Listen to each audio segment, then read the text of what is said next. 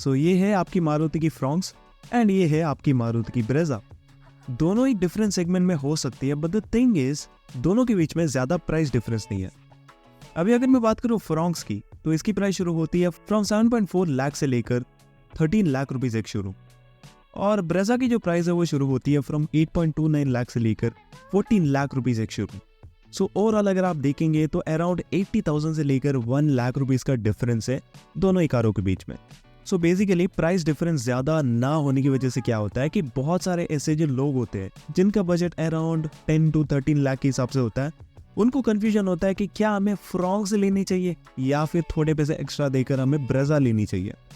सो इसी कंफ्यूजन को यहाँ पर मैं दूर करने वाला हूँ इस वीडियो के अंदर, बिकॉज दोनों ही गाड़ियों के बीच में काफी सारे डिफरेंसेस हैं और इनको प्रॉपरली कंपेयर करना बनता है। सो इनमें से आपको कौन सी लेनी चाहिए, कौन से आपके लिए बेहतर रहेगी, इसके बारे में चलिए बात कर लेते हैं। सबसे पहले दोस्तों यहाँ पर मैं बात करना चाहूंगा दोनों के एक्सटीरियर से।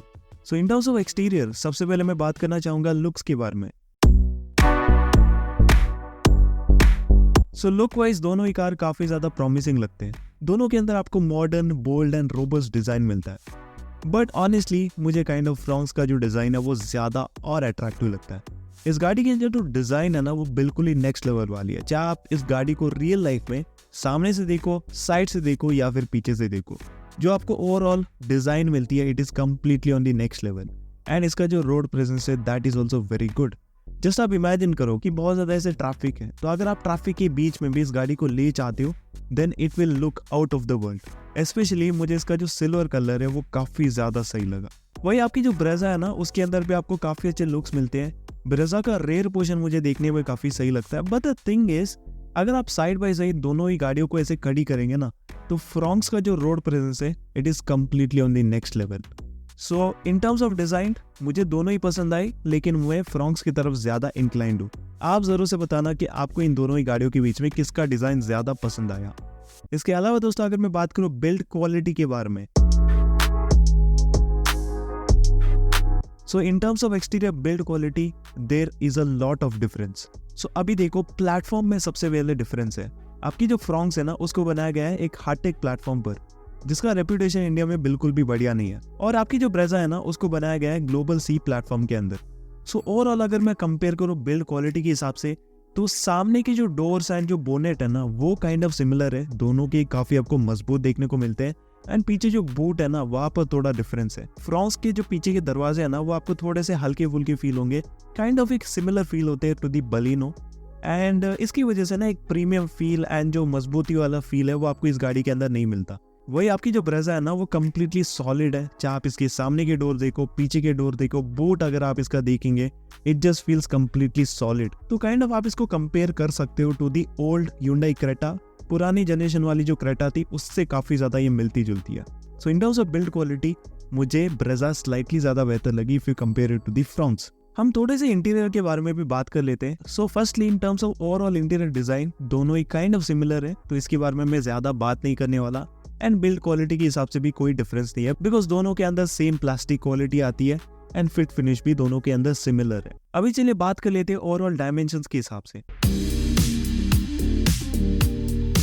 सो इन टर्म्स ऑफ डायमेंशन भी यहाँ पर थोड़ा सा आपको डिफरेंस देखने को मिलेगा। इसके अंदर आपको हाइट थोड़ी ज्यादा मिलती है if you compare it to the Fronx, and ये एक्चुअल में बहुत ही बड़ा डिफरेंस हो सकता है, बिकॉज इसी हाइट की वजह से इस गाड़ी के अंदर जो प्रैक्टिकलिटी है ना वो ज्यादा बढ़ जाती है। सो सबसे पहले अगर मैं बात करूँ स्पेस के बारे में, so in terms of overall space मुझे काइंड ऑफ ब्रेजा ज्यादा प्रैक्टिकल लगती है। सो ओवरऑल अगर आप leg room and knee room के हिसाब से देखेंगे तो ज्यादा कोई डिफरेंस नहीं है, लेकिन जो मेन डिफरेंस है that is in the head room. So अगर आपकी हाइट 6 फीट से ज्यादा है तो आपको Brezza kind of comfortable feel होगी, बिकॉज आपको हेडरूम के हिसाब से कोई दिक्कत नहीं होने वाली है। चाहे आप इसके सामने की सीटों में बैठो या फिर पीछे की सीटों में बैठो, the headroom is very good. Apart from that ज्यादा हेडरूम की वजह से आपको इनग्रेस एंड ईग्रेस यानी कि जो उतरने बैठने का कंफर्ट है ना वो भी काफी बढ़िया मिलता है। सो इसके हिसाब से भी I would say overall Brezza just feels a lot better. बाकी दोनों ही कारों के अंदर 5 लोग बैठ सकते हैं, लेकिन कंफर्टेबल होकर ब्रेजा के अंदर बैठ पाएंगे। एंड अगर मैं बात करूँ बूट स्पेस के बारे में, so in terms of boot space ज्यादा कोई डिफरेंस नहीं है, लेकिन स्लाइटली आपको ब्रेजा के अंदर ज्यादा विड्थ मिलने की वजह से आपको इसके अंदर बूट स्पेस भी काफी अच्छा मिलेगा। तो ब्रेजा के अंदर मिलता है 328 लीटर्स का बूट स्पेस एंड फ्रॉन्क्स के अंदर आपको मिलती है 308 लीटर्स का boot space, but the difference is not very much. इसके अलावा दोस्तों अगर मैं बात करूँ कंफर्ट के बारे में, so in terms of comfort too, दोनों के सामने की सीट बहुत ही ज़्यादा कंफर्टेबल है, काफ़ी कुशनी है, अंडर थाई सपोर्ट भी आपको बढ़िया मिलेगा। लेकिन जो मेन डिफरेंस है that is the seating posture. Brezza के अंदर आपको थोड़ी सी अपराइट सीटिंग मिलती है, यानी कि कमांडिंग सीटिंग पोस्चर मिलता है, जिसकी वजह से आपको एक एसयूवी का कैरेक्टर इसमें फील होगा। एंड अगर आपकी रनिंग ना मोस्टली सिटीज़ में, तब आपको ट्रैफिक के थ्रू विजिबिलिटी वगैरह है ना वो काफ़ी अच्छी मिलेगी। वही अगर मैं बात करूँ फ्रॉन्क्स के बारे में, तो फ्रॉन्क्स में आपको थोड़ी सी लोअर सीटिंग मिलती है, जैसे कि बलिनो के अंदर आती है। सो कंफर्ट तो बढ़िया है, लेकिन ये जो सीटिंग है ना ये सबको उतनी ज़्यादा पसंद नहीं आती। अगर आप लॉन्ग जर्नीज पे जा रहे हो तब ये बहुत ज़्यादा कंफर्टेबल फील होगी, लेकिन सिटीज़ वगैरह में आपको थोड़ी सी विजिबिलिटी के हिसाब से दिक्कत हो सकती है। बट या एक चीज़ मैं आपको बताना चाहूँगा कि दोनों ही गाड़ियों में आपका जो बोनेट होता है ना वो डेफिनेटली विजिबल रहता है। बाकी पीछे की सीटों के बारे में बात करूँ तो पीछे की सीटों में भी आपको सीटिंग पोस्चर में थोड़ा सा डिफरेंस है। एंड कंफर्ट वाइज मुझे ब्रेजा स्लाइटली ज़्यादा बढ़िया लगी, बिकॉज जो अंडर थाई सपोर्ट है वो स्लाइटली बढ़िया है कंपेयर टू दी फ्रॉन्क्स। तो कंफर्ट के बारे में मैंने आपको बता दिया। अभी चलिए बात कर लेते हैं थोड़े ऑफ रोड कैपेबिलिटी के बारे में। सो या दोनों ही गाड़ियाँ कोई ऑफ रोडर्स तो बिल्कुल नहीं है, बट अगर आपको थोड़ी बहुत नॉर्मल ऑफ रोडिंग करनी है, जैसे कि ये वाली अगर आपकी ऑफ रोड ट्रैक है, देन यहाँ पर ना आपको दो चीज़ें कंसिडर करने पड़ेंगे। सबसे पहले होती है ग्राउंड क्लियरेंस एंड देन आपकी आती है ride quality. So in terms of ground clearance आपकी जो ब्रेजा है ना वो काइंड ऑफ बेटर है। इसके अंदर आपको मिलती है around 190 mm of ground clearance, which is a very good ground clearance for a compact SUV. आपको फ्रॉन्क्स के अंदर मिलती है 190 mm की ground clearance, which is also very good. But the thing is अगर आप बहुत ही ज़्यादा गड्ढों में या फिर ऐसे रोड में चलाते हो ना, तो नीचे लगने का जो डर है वो आपको ब्रेजा के अंदर थोड़ा सा कम फील होगा। इसके अलावा अगर मैं बात करूँ राइड क्वालिटी के बारे में, so in terms of ride quality too there is not much of a difference. दोनों की जो सस्पेंशन है ना वो थोड़े से सॉफ्टर साइड में है, जिसकी वजह से अगर आप बहुत ज़्यादा गड्ढों में, खराब रास्तों में, इवन स्पीड ब्रेकर्स के ऊपर भी चलाएंगे तो आपको कंफर्ट तो यार दोनों के अंदर काफ़ी बढ़िया मिलने वाला है। So in terms of ride quality too मुझे कोई बड़ा डिफरेंस देखने को नहीं मिला। सो आई गेस यहाँ पर मैंने सारी प्रैक्टिकल चीज़ें कंसिडर कर ली। अभी चलिए बात कर लेते हैं परफॉर्मेंस के बारे में। So in terms of performance there is a lot of difference. Fronx के अंदर आपको दो इंजन ऑप्शन मिलते हैं। सबसे पहले आपको मिलता है 1.2 लीटर का K12N petrol engine which produces around 89 bhp of power and 113 Nm of torque. And then secondly आपको मिलता है 1 लीटर का turbo charge petrol engine which produces around 100 PS of power and 148 Nm of torque. ये kind of similar engine आपको मिलता था Baleno RS के अंदर भी, एंड इसकी जो परफॉर्मेंस है ना वो बहुत ही ज़्यादा सही है। वही हम बात कर लेते हैं ब्रेजा के बारे में भी। तो ब्रेजा के अंदर आपको एक इंजन ऑप्शन मिलता है, दैट इज द 1.5 लीटर वाला K15 petrol engine which produces around 103 bhp of power and 136 Nm of torque. So overall अगर मैं बात करूँ परफॉर्मेंस के हिसाब से, तो अगर आपने कोई टर्बो चार्ज वाली गाड़ी चलाई होगी तो आपको पता होगा कि उसमें ना आपको एक सडन किक मिलता है। तो वो जो किक है ना वो आपको ना नेचुरली एस्पिरेटेड वाले पेट्रोल इंजन के अंदर नहीं मिलने वाला। सो अगर आप मोस्टली हाईवेज में चला रहे हो, अगर आपको अच्छा खासा किक चाहिए, देन डेफिनेटली फ्रांस का जो टर्बोचार्ज पेट्रोल इंजन है वो आपको बहुत ही ज़्यादा पसंद आएगा। लेकिन अगर आप नॉर्मल सिटी रोड में चलते हो, गली रोड में, या फिर आपके लोकल किसी रोड में ऐसे चलाते हो ज़्यादातर, देन आपको जो है नेचुरली एस्पिरेटेड जो इंजन है ना उसको प्रीफर करना चाहिए। दोनों ही नेचुरली एस्पिरेटेड इंजन के हिसाब से हो सकता है कि आपको पावर एंड टॉर्क में डिफरेंस देखने को मिले, बट द थिंग इज दोनों ही गाड़ियों की वेट डिफरेंसेस की वजह से आपको पावर टू वेट रेशियो दोनों के अंदर सेम टू सेम मिलती है। तो यहाँ पर जो एवरेज है ना वो दोनों ही कारों के अंदर काफ़ी ज़्यादा सही आपको देखने को मिलेगी। फ्रांस का जो टर्बो इंजन एंड जो normal naturally aspirated petrol engine है, उन दोनों के अंदर आपको अराउंड 20 kmh की क्लेम्ड एवरेज मिल जाती है। यानी कि रियल लाइफ में आप लगा लो अराउंड आप 18-17 kmh की एवरेज आप निकाल सकते हो किसी भी रोड कंडीशन में। ब्रेजा के अंदर भी आपको अराउंड 20 kmh के आसपास क्लेम्ड एवरेज मिलती है, तो इसमें भी आप रियल लाइफ में 18 kmh के आसपास निकाल सकते हो। So in terms of overall average both the cars are absolutely fantastic. So ये था complete performance and overall engine के रिगार्डिंग।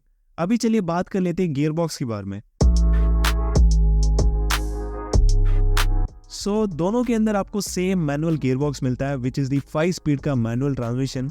लेकिन यहाँ पर जो मेन डिफरेंस है that is in the automatic. Fronx के अंदर आपको मिलता है नॉर्मल 5 स्पीड का AMT which is not that great. Normal अगर आप कम बजट में कोई गाड़ी लेना चाहते हो ऑटोमेटिक के अंदर, ये जो AMT है ना ये एक्चुअल में ठीक ठाक है। लेकिन अगर आपके पास ज्यादा बजट है, अगर आप ज्यादा पैसे लगाना चाहते हो, तो मैं तो आपको सजेस्ट करूंगा कि आप ब्रेजा के ऑटोमेटिक पर चली जाओ, बिकॉज इसके अंदर आपको मिलता है 6 स्पीड का torque converter which is just amazing. इसके अंदर जो आपको परफॉर्मेंस मिलती है, जो कंसिस्टेंसी मिलती है, वो फ्रॉन्क्स के AMT से मच बेटर है।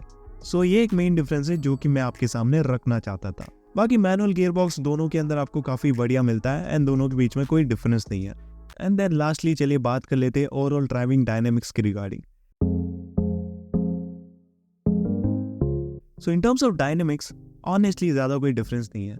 दोनों के अंदर आपको high speed stability almost similar मिलेगी। हो सकता है कि फ्रॉन्क्स ना थोड़ी सी आपको ज्यादा, हो सकता है कि आपको जो फ्रॉन्क्स है ना वो कॉर्नरिंग करते समय आपको थोड़ी सी ज्यादा स्टेबल फील हो because of its aerodynamic design. इस गाड़ी के अंदर आपको थोड़ी सी बोल्ड एंड कर्वी डिजाइन मिलती है, वही आपकी जो ब्रेजा है ना उसके अंदर आपको काफी बॉक्सी सी डिजाइन मिलती है। So in terms of aerodynamics, in terms of overall high speed stability, आपको फ्रॉन्क्स ना स्लाइटली बेटर फील होगी compare to the Brezza. But normal road में अगर आप चलाते हो, दोनों के हैंडलिंग में, दोनों के स्टीयरिंग में आपको कोई ज्यादा डिफरेंस फील नहीं होने वाला। एंड जो ईज ऑफ ड्राइविंग है ना वो आपको दोनों के अंदर फील होगा। जैसे कि मैंने आपको बताया कि हाईवेज के लिए अगर आप गाड़ी लेने के बारे में सोच रहे हो, देन फ्रॉन्क्स की जो सीटिंग है ना, ईज ऑफ ड्राइविंग है, वो आपको ज्यादा पसंद आएगी। सिटीज के लिए अगर आप गाड़ी लेने का प्लान कर रहे हो, देन ब्रेजा की जो अपराइट वाली जो सीटिंग है ना वो आपको ज्यादा कंफर्टेबल फील होगी। एंड देन लास्टली अगर मैं बात करूँ फीचर्स एंड सेफ्टी के बारे में, so in terms of features yes, कम प्राइस में अगर आपको ज्यादा फीचर्स चाहिए तो वो आपको फ्रॉन्क्स के अंदर मिलेंगे। बाकी ओवरऑल फीचर्स दोनों के अंदर सिमिलर है। बस इतना ही है कि आपको ब्रेजा के अंदर ना एक्स्ट्रा एक सनरूफ देखने को मिल जाता है which is missing in the Fronx. But मुझे नहीं लगता कि इंडियन क्लाइमेट कंडीशंस के हिसाब से ये जो सनरूफ है ये एक्चुअल में यूज पड़ेगा। एंड सेफ्टी के बारे में बात करो तो सेफ्टी के हिसाब से भी Brezza is a safer option currently.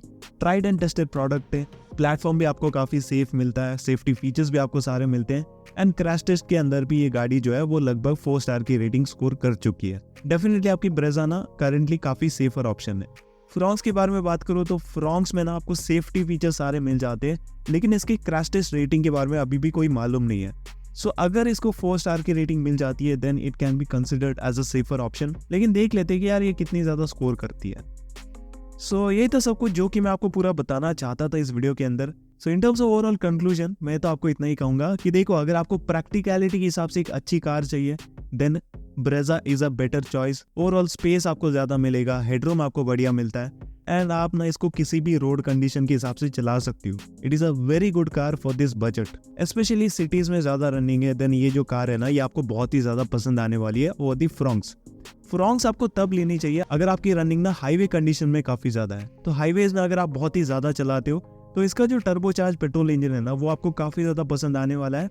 And Fronx की जो लोअर एंड स्पोर्टी सीटिंग है ना वो आपको लॉन्ग राइड में काफी ज्यादा कंफर्टेबल फील होगी। So this was all about my conclusion. So दोनों ही कारों का जो है आप टेस्ट राइड ले लेना और जो आपको पसंद आती है, जो आपके रिक्वायरमेंट को फुलफिल करती है, उनको आप कंसिडर कर लेना। सो इसी के साथ इस वीडियो में बस इतना ही। वीडियो पसंद आई तो इस वीडियो को लाइक करना बिल्कुल भी मत भूलेगा। एंड चलिए इसी के साथ मिलते हैं आपसे अगली वीडियो के अंदर।